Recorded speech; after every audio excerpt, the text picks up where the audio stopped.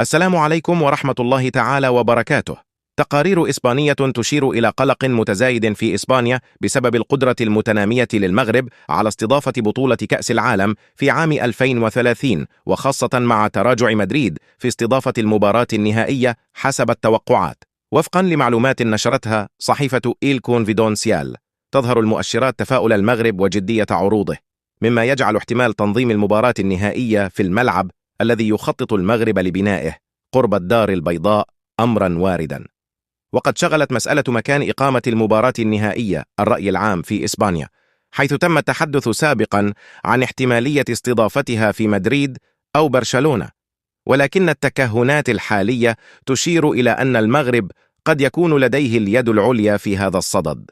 وفي سياق مرتبط، أشارت التقارير الإسبانية إلى أن عدم وجود ممثل إسباني في المكتب التنفيذي للفيفا قد ضعف موقف إسبانيا في المفاوضات، مع استمرار شغور مقعد إسبانيا منذ إقالة رئيس الاتحاد الإسباني السابق بتهمة التلاعب في عمليات التصويت بخصوص استضافة كأس العالم 2018 و2022، بالإشارة إلى التحديات التي تواجه الإسبان أمام تطلعات المغرب الذي يصر على استضافة المباراة النهائية.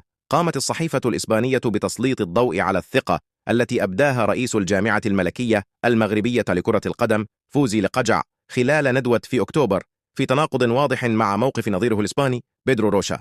أوضحت الصحيفة أنه لم يتم تحديد بعد عدد المباريات أو أماكن إقامتها لكل بلد، مشيرة إلى تصريحات روشا التي أكد فيها أن الأمر يتعلق بمسألة 3 مرشحين يصبحون واحدا، وأن هناك جدولا زمنيا لاتخاذ تلك القرارات لكنها لم تتخذ بعد.